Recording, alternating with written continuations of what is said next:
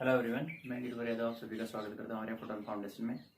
पिछली video lecture के अंदर हमने करंट इलेक्ट्रिसिटी के अंदर कुछ 2-3 टॉपिक डिस्कस किए थे। उसके बाद में आता है, मैंने कहा था कि हम पढ़ेंगे ड्रिफ्ट ऑफ इलेक्ट्रॉन्स। इसके अंदर हम कुछ कंडक्टिविटी का कंसेप्ट आएगा और कुछ रेजिस्टिविटी का कंसेप्ट आएगा। उसके बाद में हम चलेंगे मोबिलिटी के ऊपर, इसको डिफाइन करेंगे कि मोबिलिटी ऑफ इलेक्ट्रॉन्स किस प्रकार से डिफाइन होती है। And then combination of resistors, जिसके दो टाइप आपने पढ़े होंगे, parallel combination and series combination. इसके लिए हम फॉर्मूला डिराइव करेंगे रेजिस्टेंस का, इक्विवेलेंट रेजिस्टेंस। सबसे पहले हम डिस्कस करते हैं ड्रिफ्ट ऑफ इलेक्ट्रॉन्स।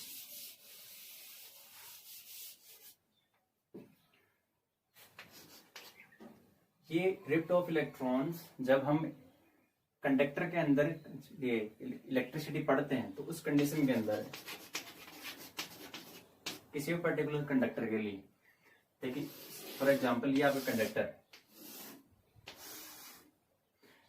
अब इस कंडक्टर के अंदर यदि इलेक्ट्रिक फील्ड हम अप्लाई नहीं कर रहे हैं, ठीक है, इलेक्ट्रिक फील्ड अप्लाई नहीं करने का मतलब ना तो आप इसके दोनों सिरों के ऊपर, इसकी सिलेंड्रिकल शेप हमने ली है सपोज एक वायर की तरह, ना तो आप यहाँ पर कोई, जैसे यहाँ पर एक डाइलेक्ट्रिक स्लैब रखेंगे प्लस, और यहाँ पर इसके दूसरे राइट हैंड वाले सिरे के ऊपर रखेंगे माइनस चार्ज की डाइलेक्ट्रिक स्लैब, तो भी प्लस से माइनस की तरफ क्या होगा, एक इलेक्ट्रिक फील्ड लगता है। लेकिन और यदि आप सेकंड केस इस प्रकार से हो जाए कि बाहर से भी कोई बैटरी जोड़ते हो या सेल जोड़ते हो, तो वो भी एक इलेक्ट्रिक फील्ड का एग्जांपल होता है।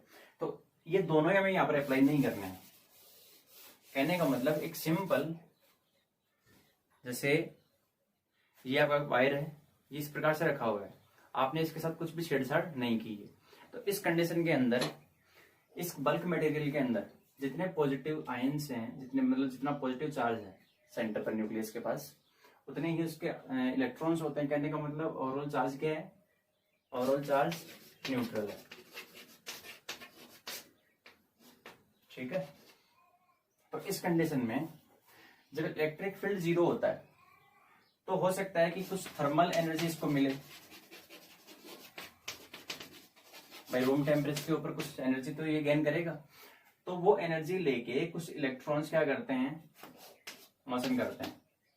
जो कंडक्टर के अंदर फ्री इलेक्ट्रॉन्स होते हैं वो क्या करेंगे, उस एनर्जी को गेन करके क्या करेंगे, काइनेटिक एनर्जी गेन करेंगे और इस प्रकार से क्या करेंगे, मोशन करेंगे।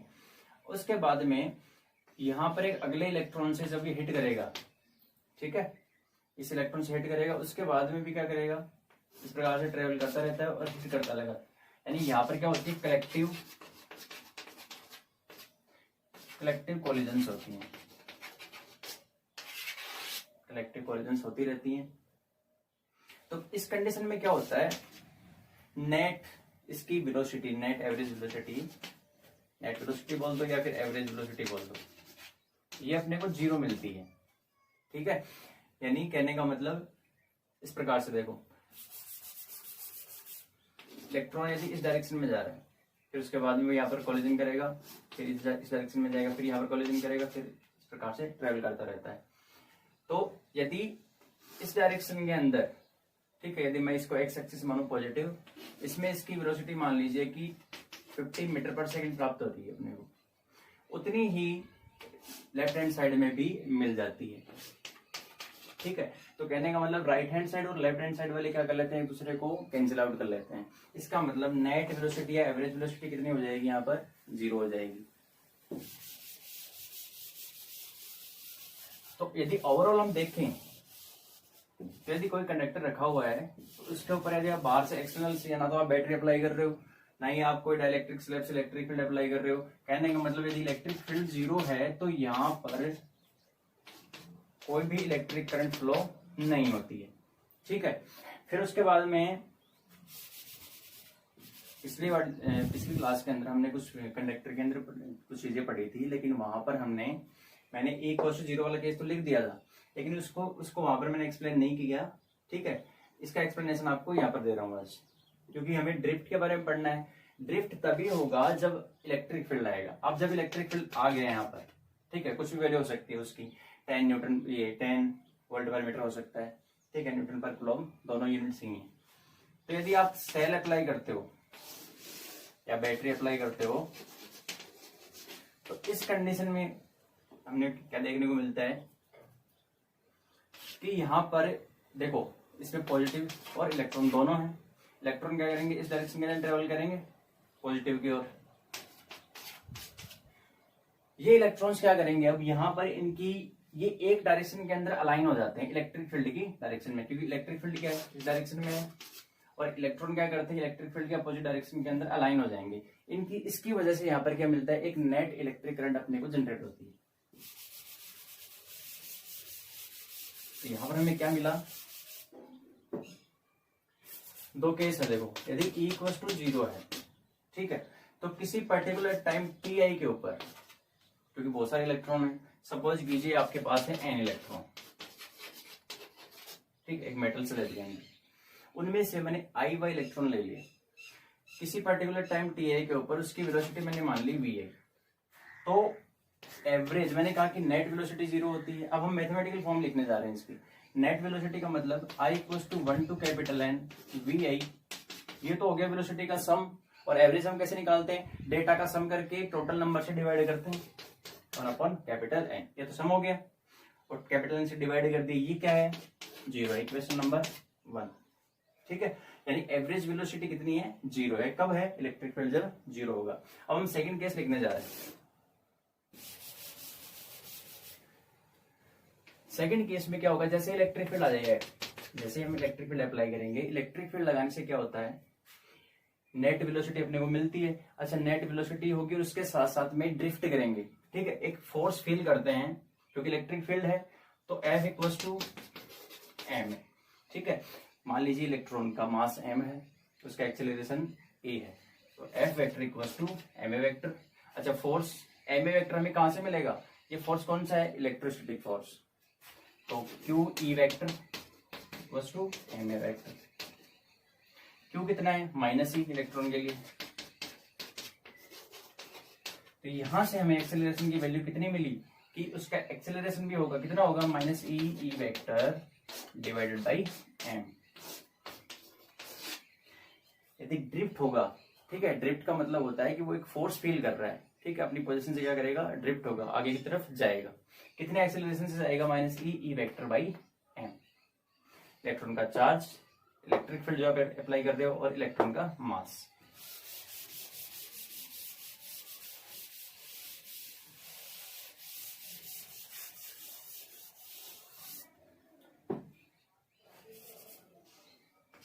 अब जब इलेक्ट्रिक फील्ड अप्लाई हो रहा है यहाँ पर, तो इलेक्ट्रिक फील्ड वाले केस में मैं कह रहा हूं कि इलेक्ट्रॉन का ड्रिफ्ट होगा, और इलेक्ट्रॉन यदि ड्रिफ्ट करेगा तो लाइट की किसी, क्योंकि यहाँ पर क्या होता है लगातार कोलिजन्स होती रहती है, एक इलेक्ट्रॉन चलेगा फिर वो अगले से हिट करेगा, फिर वो जिससे हिट कर रहा है वो भी कुछ काइनेटिक एनर्जी गेन करेगा और वो भी क्या करेगा, वो भी ट्रेवल करेगा। इस प्रकार से लगातार कलेक्टिव सक्सेसिव कोलिजन्स होती रहती है।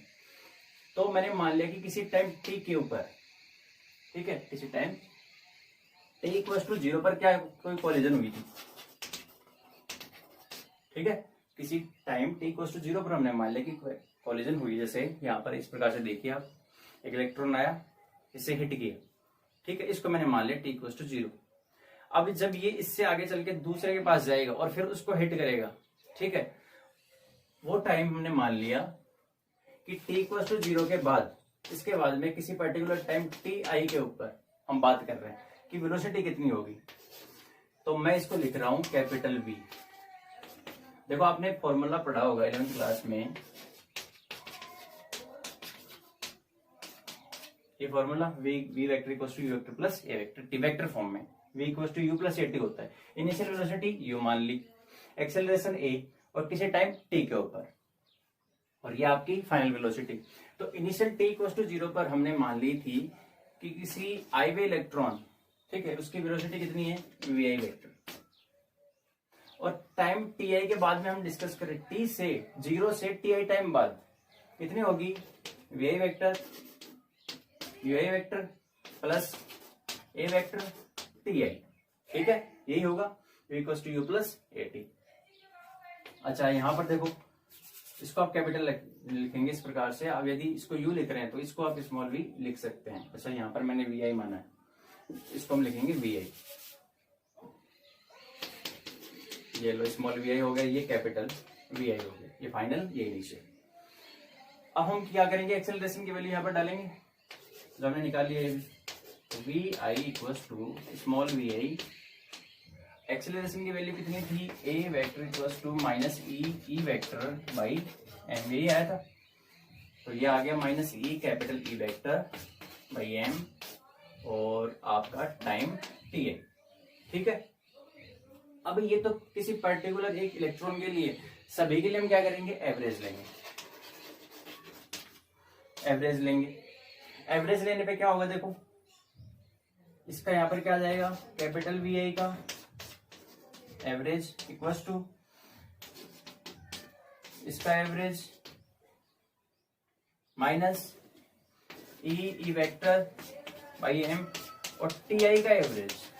ठीक है, capital V I final velocity, initial T equals to 0 पर उसका एवरेज ले लिया और यहां पर हमने क्या कर लिया, ये टी आई इसका एवरेज ले लिया। अब आगे आगे बढ़ते हैं, इसको सोल्व करते हैं।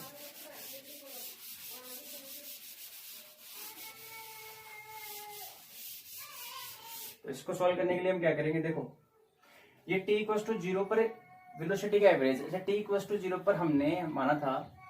ठीक है, अभी हमने पढ़ा था कि summation V I vector equals to 0, ये क्वेश्चन पढ़ी थी हमने। ठीक है, कि नेट वेलोसिटी कितनी होती है, 0 होती है। तो ये वाला पार्ट तो एवरेज का मतलब क्या है, इसी का एवरेज, ये एवरेज ही तो है। वी आई का एवरेज मतलब ये वाला पार्ट, इस प्रकार से लिखा जाएगा। वी ये तो क्या है, 0, तो इसके जगह तो हम क्या पुट करेंगे, 0 पुट करेंगे। और वी आई फाइनल का एवरेज हमने मान लिया वी ड्रिफ्ट वेलोसिटी। ठीक है, अभी हम बता देंगे कैसे लिखते हैं इसको। ये 0 हो गया, minus E vector by M. ठीक है, ये टी आई का एवरेज क्या है, ये टी आई का एवरेज इस प्रकार से देखो, एवरेज टाइम यानी जो कोलिजन्स हो रही हैं, ठीक है, उसका टाइम मैंने मान लिया कि एक इलेक्ट्रॉन जैसे यहां पर था, इलेक्ट्रॉन इससे हिट किया, हिट करने के बाद अगले से जाएगा, एक को हिट करने के बाद अगले से जो हिट करता है वो जो टाइम पीरियड होता है उसको हम लिखते हैं टाउ, और इसको बोलते हैं यानी दो सक्सेसिव कोलिजन्स के बीच का जो टाइम होता है, ठीक है, उसको हम लिखते हैं रिलैक्सेशन टाइम।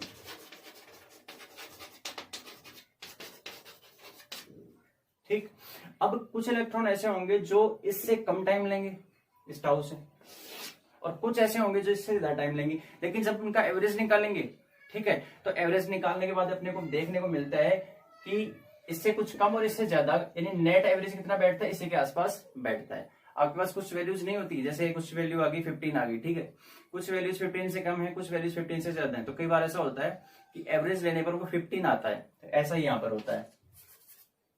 ये रिलैक्सेशन टाइम हो गया, तो इसको हम क्या लिखते हैं, टी आई एवरेज को टाउ, रिलैक्सेशन टाइम। ठीक है, सिंबल याद रखेंगे आप। और इसकी डेफिनेशन क्या है रिलैक्सेशन टाइम की, कोई भी दो सक्सेसिव कोलिजन्स होते हैं उनके बीच का टाइम होता है एवरेज टाइम। तो यहां से ड्रिफ्ट वेलोसिटी, कि जिस वेलोसिटी से इलेक्ट्रॉन ड्रिफ्ट करेंगे वो वेलोसिटी कितनी आ रही है, minus E vector by M and tau. Very important equation, equation number 3, VD vector equals to minus E vector by M और टाउ। ये आपकी वेलोसिटी आ गई।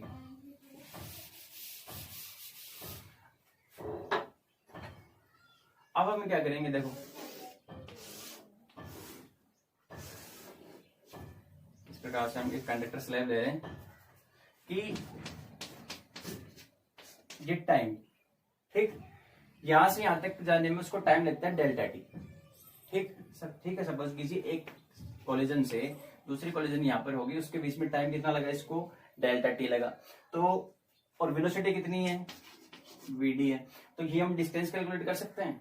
भाई वेलोसिटी कितने से जा रहा है, वीडी से जा रहा है, टाइम कितना ले रहा है, डेल्टा टी, तो डिस्टेंस कितनी आ जाएगी, ठीक है, डिस्टेंस कितनी आ जाएगी, डिस्टेंस आ जाएगी वीडी का मैग्नीट्यूड और टाइम डेल्टा टी, क्योंकि डिस्टेंस होती है velocity time into time. Velocity into time क्या होता है, डिस्टेंस होता है, तो यहां से यहां तक जाने में उसको कितना टाइम लगेगा, वीडी डेल्टा टी। इसलिए हम टाइम, ये डिस्टेंस निकाल रहे हैं पहले, ठीक है, अभी हम बताएंगे डिस्टेंस क्यों निकाल रहे हैं। डिस्टेंस के अंदर वेलोसिटी आ रही थी, इसलिए पहले हमने वेलोसिटी कैलकुलेट की। अब डिस्टेंस का क्या यूज होगा वो देखिए आप। एक फॉर्मूला डिराइव करेंगे अपन, उसके लिए सारी चीजें की जा रही हैं।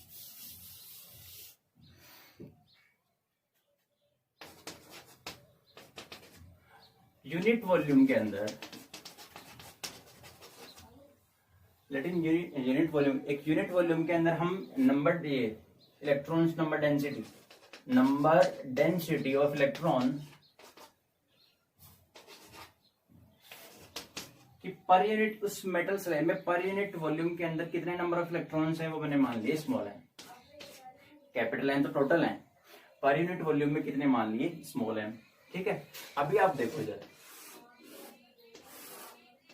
इस कंडक्टर स्लैब का ये तो है क्रॉस सेक्शनल एरिया ए। अच्छा, ये डिस्टेंस कितनी आई, ये आई वीडी इंटू डेल्टा टी। ठीक है, तो पर यूनिट वॉल्यूम में जब, यानी पर यूनिट का मतलब इतने से वॉल्यूम में, पर यूनिट एन है तो इतने वॉल्यूम में कितने होंगे। ठीक है, एन।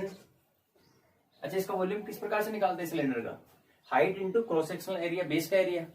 ठीक है, तो ए इंटू जब वीडी डेल्टा टी कर देंगे तो क्या आ जाएगा, इसका टोटल वॉल्यूम आ जाएगा सिलेंडर का। सिलेंडर का कैसे एरिया कैसे निकालते थे, नीचे वाला होता था पाई आर स्क्वायर बेस डिस्क, और हाइट कितनी एच, तो वॉल्यूम कितना आता था पाई आर स्क्वायर एच।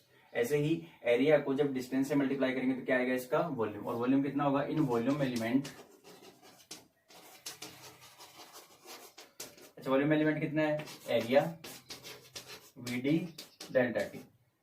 ठीक है, इस वॉल्यूम एलिमेंट में नंबर ऑफ इलेक्ट्रॉन्स कितने हैं, पर यूनिट वॉल्यूम में जब इतने हैं तो इसको आप इस वॉल्यूम से मल्टीप्लाई कर दीजिए, ये आपका क्या आ गया, इस वॉल्यूम के अंदर टोटल नंबर ऑफ इलेक्ट्रॉन्स आ चुके हैं। ठीक है, एक इलेक्ट्रॉन का चार्ज क्या है -e, तो टोटल का चार्ज कितना हो जाएगा, सो चार्ज ऑफ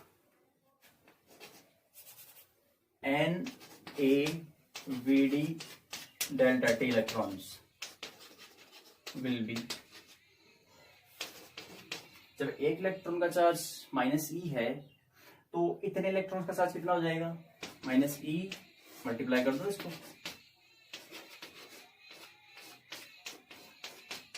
ये डी आप नीचे लिखेंगे सब स्क्रिप्ट के अंदर नीचे इसके, N A V D delta T, ये तो है A V D delta T volume के अंदर नंबर ऑफ इलेक्ट्रॉन्स, उसको -e से मल्टीप्लाई कर दिया तो ये आपका चार्ज आ गया।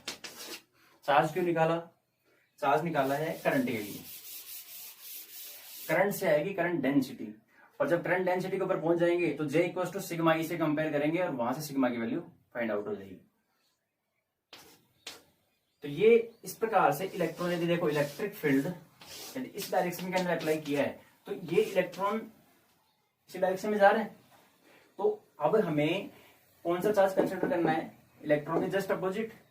ठीक है, क्योंकि हम करंट क्या मानते हैं, क्योंकि करंट क्या होती है, करंट होती है इलेक्ट्रॉन के जो अपोजिट फ्लो करते हैं, क्योंकि करंट के हमेशा, जैसे करंट इस डायरेक्शन में जा रही है किसकी वजह से होती है, जब इलेक्ट्रॉन इस डायरेक्शन में चलते हैं। तो इलेक्ट्रिक फील्ड की डायरेक्शन में चार्ज कितना हो जाएगा, इन डायरेक्शन ऑफ इलेक्ट्रिक फील्ड, इसका जस्ट पॉजिटिव चेंज करना है केवल मैग्नीट्यूड, तो ये आ जाएगा आपका E N A V D delta T. ठीक है, इक्वेशन नंबर 6। तो अब इतना चार्ज है, ठीक है, तो करंट क्या होगी, करंट होती है I equals to charge upon time. ठीक है, तो चार्ज को डेल्टा टी से डिवाइड कर दीजिए, डेल्टा टी हट जाएगा, इसको हटते ही क्या बन जाएगी करंट, तो E N A V D। ठीक है, ये आपका क्या आ गया, चार्ज आ चुका है, चार्ज आ गया। अच्छा, चार्ज और करंट डेंसिटी में रिलेशन क्या होता है, करंट डेंसिटी क्या होती है, करंट डेंसिटी का मतलब होता है करंट पर यूनिट एरिया। ठीक है, तो यहां से I इक्वल टू क्या होगा, J इंटू एरिया, तो J इंटू एरिया, और इसको मैं लिख रहा हूं स्मॉल जैसे रिप्रेजेंट कर रहा हूं यहाँ पर। ठीक है, स्मॉल जिस, कोई बात नहीं, J इंटू ए, ये तो बन गया I, इसको लिख दो E N A V D। तो एरिया से एरिया कैंसिल हो गया। अच्छा कितनी वैल्यू आ गई जे की, करंट डेंसिटी की, ई एन वी डी। सारी चीजें एक दूसरे से रिलेटेड है और कुछ बेसिक डेफिनेशन यूज की हमने। तो J equals to E N V D, ठीक है। इसको हम क्वेश्चन नंबर 7 दे, वी नो, हम क्या जानते हैं इलेक्ट्रिक फील्ड में, और इसमें रिलेशन क्या होता है, J equals to sigma E. तो यहां से कहने का मतलब सिग्मा ई किसके बराबर होना चाहिए, इसके बराबर। So sigma E equals to E N, और यहां से आ गया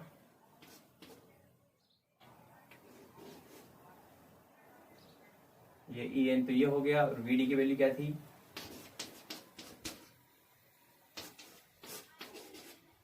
ई थी, केवल मैग्नीट्यूड लेना है हमें, ई टाउ बाई एम, ठीक है। अब यहां से देख लो, इलेक्ट्रिक फील्ड से इलेक्ट्रिक फील्ड कैंसिल आउट हो गया, तो सिग्मा का मैग्नीट्यूड केवल मैग्नीट्यूड फॉर्म में लिख रहे हैं, क्या जाएगा, N E square tau by M. ये करंट डेंसिटी का फॉर्मूला आ गया, sigma equals to, sorry current conductivity का, करंट डेंसिटी सिग्मा होता है, ये जे होता है। तो सिग्मा कंडक्टिविटी का फॉर्मूला क्या आ गया, number of density per unit volume में electrons, number density, E square यानी इलेक्ट्रॉन के चार्ज का square, tau relaxation time divided by electron का mass, N E square tau by M. So अब देखो इस कंडक्टिविटी से हम क्या निकालेंगे, रो, रेजिस्टिविटी। अच्छा रेजिस्टिविटी क्या होती है, कंडक्टिविटी का रेसिप्रोकल। तो यदि इसका फॉर्मूला निकालना हो तो क्या आ जाएगा, M divided by N E square tau, M divided by N E square tau आ जाएगा रेजिस्टिविटी का फॉर्मूला।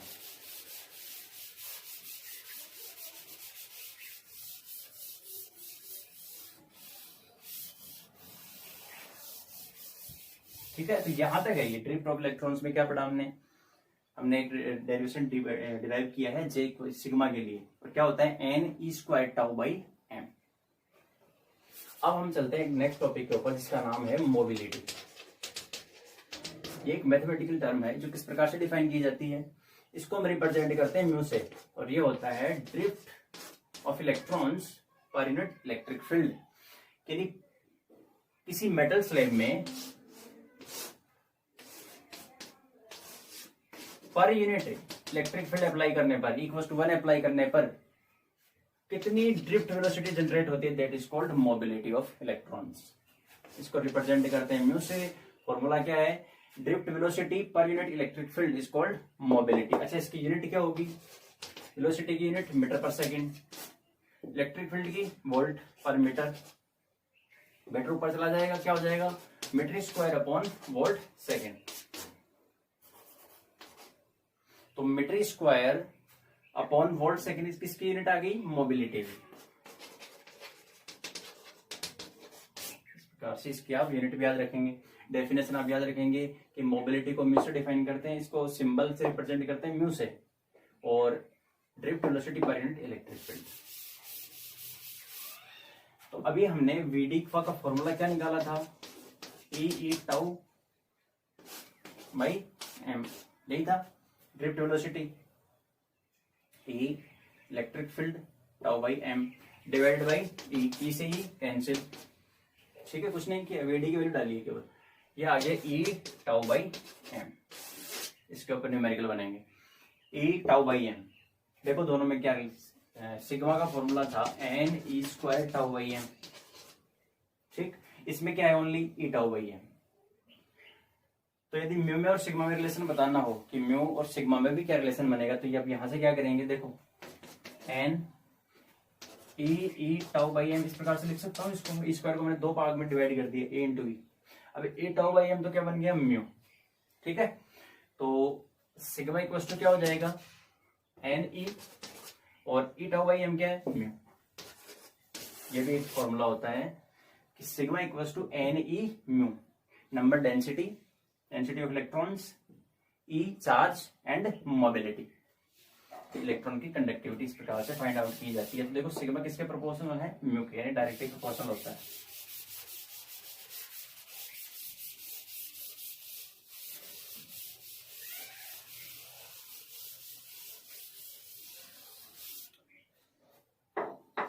इसके बाद हम चलते हैं रेजिस्टर्स के ऊपर। अच्छा, रेजिस्टर्स में हम पढ़ेंगे ओनली एक टाइप का क्या होता है, बैरियर होता है किसी भी सर्किट में, किसी भी मटेरियल की एक इंटरनल वर्च्यू होती, प्रॉपर्टी होती है जो कि क्या करता है, चार्जेस की फ्लो का अपोज करता है। इसके कॉम्बिनेशन दो होते हैं, series and parallel. Series combination और पैरेलल कॉम्बिनेशन में डिफरेंस क्या है? सीरीज कॉम्बिनेशन का मतलब होता है, देखो रेजिस्टेंस को हमेशा सर्किट में इस प्रकार से रिप्रेजेंट किया जाता है, ये सिंबल होता है रेजिस्टेंस का। जैसे ये ए पॉइंट हो गया, ये बी हो गया, उसके बाद में एक और रेजिस्टेंस लगा दिया, इसको रेजिस्टेंस R1, इसको रेजिस्टेंस R2, ठीक है। इस प्रकार से यदि इसका हेड टेल, पहले का टेल हो गया, सेकंड का हेड आपस में इस प्रकार से एक वायर से कनेक्टेड हो, ठीक है, यानी कंटिन्यूअसली फॉर्म हो इस प्रकार से, तो इसको हम बोलते हैं सीरीज कॉम्बिनेशन। इसके अपोजिट में, ठीक है, दूसरा कॉम्बिनेशन किस प्रकार से बनता है, इस प्रकार से।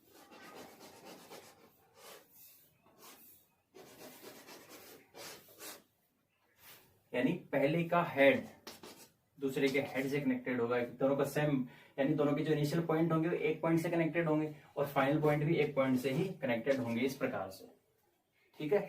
इस प्रकार का अरेंजमेंट यदि आपको देखने को मिलता है, ये कहलाता है पैरेलल कॉम्बिनेशन, इसको हम क्या बोलते हैं, सीरीज कॉम्बिनेशन।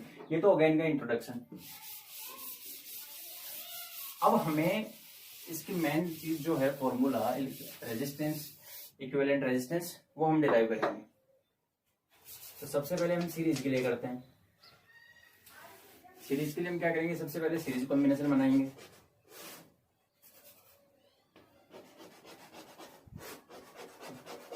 ये हमने 3 रेजिस्टेंस का क्या बना दिया, बुक्स में पहले 2 के लिए सोल्व किया जाता है, ठीक है, फिर 3 का किया जाता है।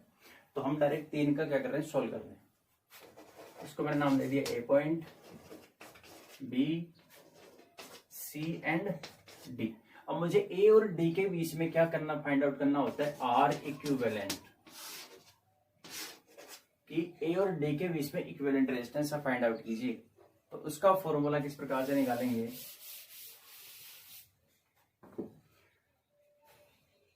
यदि सपोज कीजिए इसके अंदर आपने पोटेंशियल दे रखा है V, एक्सटर्नल सोर्स है, वोल्टेज कितना है, V वोल्टेज सप्लाई कर रहे हैं।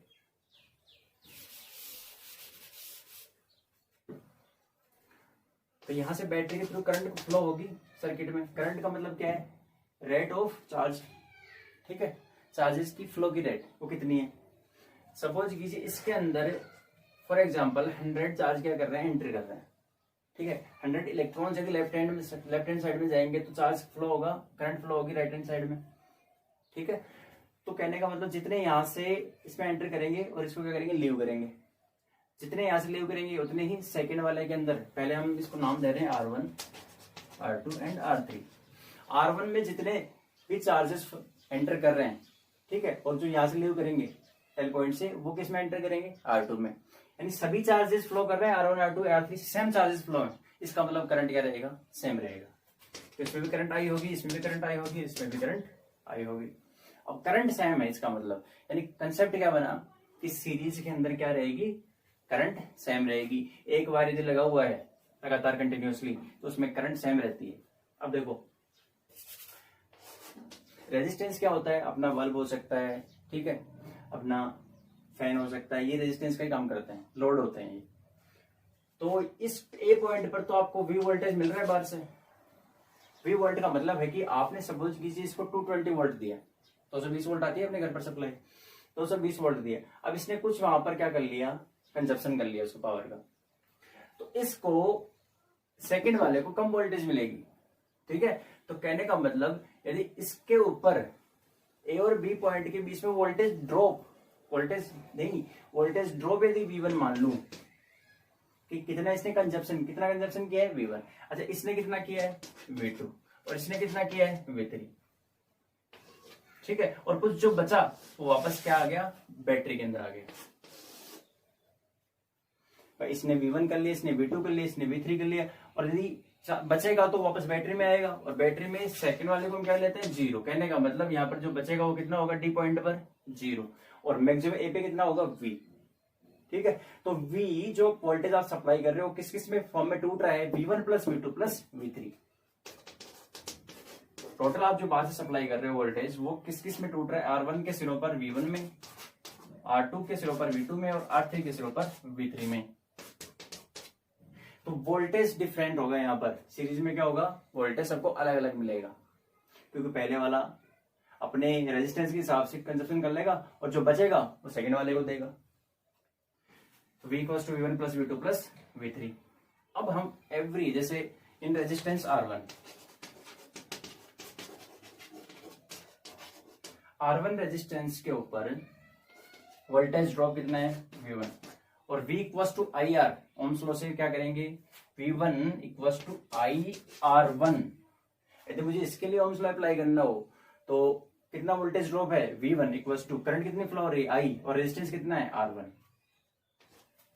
ठीक है, रेजिस्टेंस R2 में कितना होगा, V2 इक्वल्स टू IR2, और रेजिस्टेंस R3 में कितना होगा, V3 equals to IR3।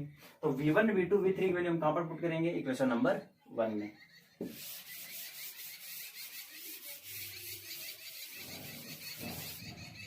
Put, तो V equals to IR1 IR2 plus IR3, ये आ गया। इसको आप नाम दे दीजिए इक्वेशन नंबर 2। उसके बाद अब A और D के बीच में टोटल वोल्टेज ड्रॉप कितना है, V है। ठीक है, और करंट कितनी फ्लो हो रही है, I, between A and D। Total voltage drop तो V है, करंट कितना है, I है, और रेजिस्टेंस हमने मान लिया R इक्विवेलेंट है। तो V इक्वल्स टू, जब यहां पर अप्लाई करेंगे भाई A और D के बीच में टोटल रेजिस्टेंस तो कितना मान लिया, R इक्विवेलेंट, करंट तो I फ्लो हो रही है, वोल्टेज ड्रॉप कितना है, V है। तो V equals to I R equivalent, R effective या R इक्विवेलेंट, ये हो गया सर्किट के लिए, पूरे सर्किट के लिए। अब 2 और 3 से देखिए आप, I R इक्विवेलेंट यहां पर पुट करेंगे, फिर कंपेयर करवाना है, I से I कैंसिल हो जाएगा, बचेगा क्या, R इक्विवेलेंट। यहां पर पुट करो R इक्विवेलेंट इंटू I, यहां से I कॉमन ले लिया सब में से, R1 plus R2 plus R3, I से I कैंसिल, R इक्विवेलेंट की वैल्यू कितनी आ गई, R1 plus R2 and plus R3। यानी सीरीज के अंदर करंट सेम रहेगा, रेजिस्टेंस किस प्रकार से क्या करेगा, जुड़ेगा, R1 plus R2 plus R3। यदि N हो जाए तो N रेजिस्टेंस लगे हो तो क्या होगा, Rn सीरीज के अंदर इस प्रकार से सभी को क्या करना है, ऐड करना है। ये आपका ये डिराइव हो गया। अच्छा, इसमें पॉइंट क्या क्या रखने हैं कि जितने भी चार्ज कैरियर्स हैं, मोबाइल चार्ज कैरियर्स, वो सभी के अंदर बराबर सप्लाई होंगे, इसलिए करंट क्या रहेगा, सेम रहेगा।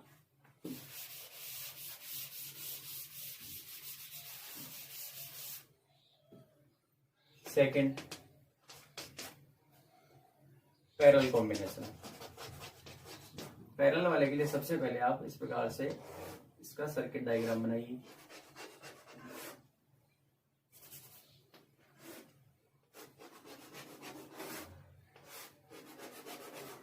मैंने 3 रेजिस्टेंस इस प्रकार से बना दिए। इसका रेजिस्टेंस R1 है, इसका R2 है, इसका R3 है। ये पॉइंट A है और ये पॉइंट B है। इसको मैंने एक V वोल्टेज की बैटरी से जोड़ दिया। अब देखो, यहां से इधर से प्लस जा रहा है, इधर से माइनस है। ये V वोल्टेज यहां पर जा रहा है A को, ठीक है। अब वोल्टेज इसका रेजिस्टेंस R1 R2 R3 तीनों का इनिशियल पॉइंट एक ही पॉइंट से कनेक्टेड है। तो यहां पर आप मान लीजिए ये यहां पर वोल्टेज कितना है, V तो है, क्योंकि बीच में कोई भी रेजिस्टेंस नहीं है तो वोल्टेज ड्रॉप नहीं होगा। यहां पर वोल्टेज ये कितना हो गया, पोटेंशियल V, ठीक है। और ये क्या है, माइनस, माइनस को हम क्या लेके चलते हैं, 0। तो यहाँ पर वोल्टेज कितना है, 0। देखो, इनिशियल और फाइनल पॉइंट के बीच में वोल्टेज की वैल्यू क्या है, यहाँ पर भी है और यहाँ पर 0 है। तो कहने का मतलब तीनों को बराबर बराबर वोल्टेज मिल रहा है। क्यों मिल रहा है? क्योंकि पहले का इनिशियल और फाइनल पॉइंट, दूसरे का इनिशियल और फाइनल पॉइंट, तीसरे का इनिशियल और फाइनल पॉइंट सेम पोटेंशियल के ऊपर है। इसलिए इसके ऊपर भी वोल्टेज V ड्रॉप होगा, इसके ऊपर वोल्टेज V ड्रॉप होगा, इसके ऊपर वोल्टेज V ड्रॉप होगा। वहां पर करंट सेम था, यहाँ पर वोल्टेज सेम रहेगा, V सेम रहेगा। अब देखिए यहां से चार्जेस फ्लो कर रहे हैं क्योंकि करंट इस डायरेक्शन में जा रही है तो इलेक्ट्रॉन नीचे आ रहे हैं। तो मोबाइल चार्ज कैरियर्स, ठीक है, इलेक्ट्रॉन इस प्रकार से इस डायरेक्शन में जाएंगे, यहां से, और इस डायरेक्शन में आएंगे। तो यहां से जितने इस यहाँ पर एंटर कर रहे हैं, इसमें एंटर कर रहे हैं, इसमें एंटर कर रहे हैं। अब क्या है कि उसके पास ऑप्शन है 3 जाने के, 1 2 3।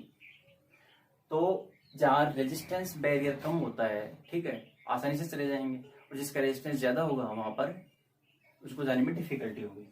तो जिसका रेजिस्टेंस कम है वहां पर चार्ज कैरियर ज्यादा जाएंगे, मतलब करंट की वैल्यू ज्यादा होगी। ज्यादा या कम हो रही है, इसका मतलब ये हुआ कि उसमें चेंज आ रहा है। इसका मतलब हमने मान लिया कि इसमें करंट I1 है, इसमें करंट I2 है और इसमें करंट क्या है, I3। चार्ज कैरियर्स अलग अलग जाएंगे, इसलिए करंट की वैल्यू क्या हो जाएगी, डिफरेंट हो जाएगी। पैरेलल कॉम्बिनेशन में वोल्टेज सेम रहेगा, I क्या रहेगा, डिफरेंट। ये आपको दिमाग में रखना है। सीरीज के अंदर I सेम रहता है, वोल्टेज अलग अलग रहता है। पैरेलल के अंदर वोल्टेज सेम रहता है, करंट अलग अलग रहती है।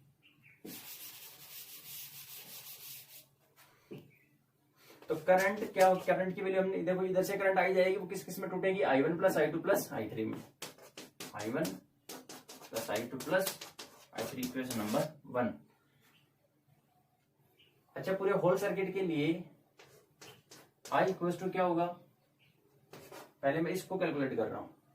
पूरे देखो A और B के बीच में मैंने इफेक्टिव रेजिस्टेंस मान लिया R इक्विवेलेंट। तो I इक्वल टू क्या होता है, V अपॉन R, और R की जगह R इक्विवेलेंट। एक तो ये इक्वेशन है। अच्छा, I1 की वैल्यू क्या होगी, पहले रेजिस्टेंस R1 में करंट की वैल्यू क्या होगी, उसके ऊपर वोल्टेज कितना है V, और उसके ऊपर रेजिस्टेंस कितना है R1। सेकंड I2 की वैल्यू क्या होगी, वोल्टेज कितना है V, सेकंड वाले के ऊपर रेजिस्टेंस कितना है R2, थर्ड के ऊपर करंट कितना है I3, voltage V, resistance R3। अब I1 I2 I3 की वैल्यू यहां पर पुट करेंगे, ठीक है, और जैसे ही पुट करेंगे तो ऊपर देखो V V V सब में ऐड हो रहा है, कॉमन आ जाएगा।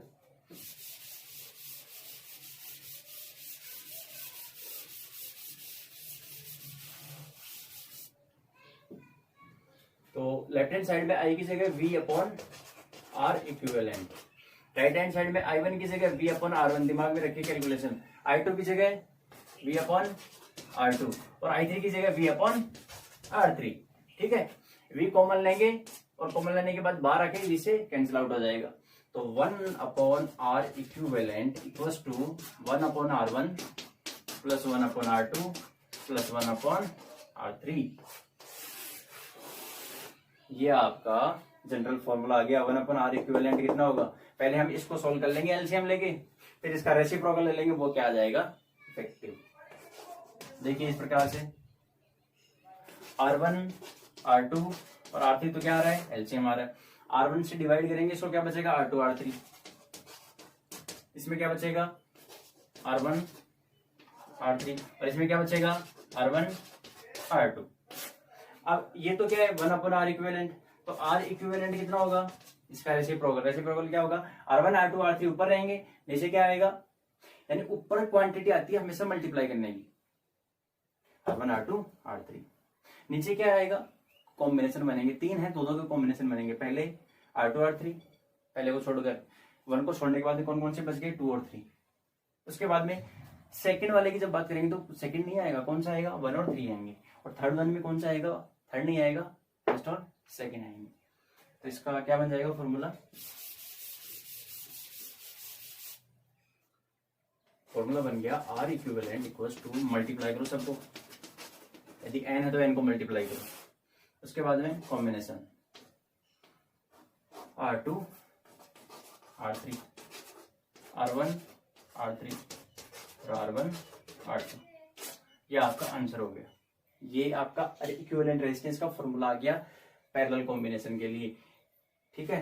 और यदि n के लिए लिखना हो तो n के लिए पहले आप क्या लिखोगे, जनरल फॉर्मूले में जाओगे, 1/r1 1/r2 dash dash dash 1/rn, सबके लिए इस प्रकार से।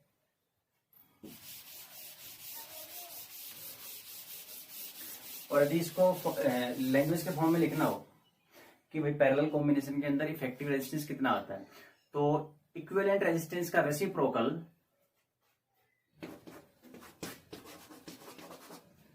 अपन सभी रेजिस्टेंस के रेसिप्रोकल के सम के इक्वल होता है, सभी रेजिस्टेंस के रेसिप्रोकल के सम के इक्वल होता है, ये लैंग्वेज फॉर्म।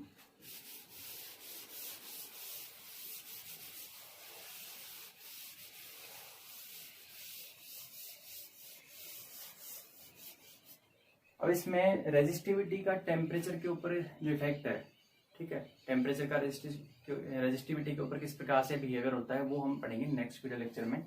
और कुछ हो सकता है कि सीरीज और पैरेलल कॉम्बिनेशन के कुछ न्यूमेरिकल भी आपको सोल्व करवाएं। ठीक है, आज के लिए इतना ही। Thank you very much.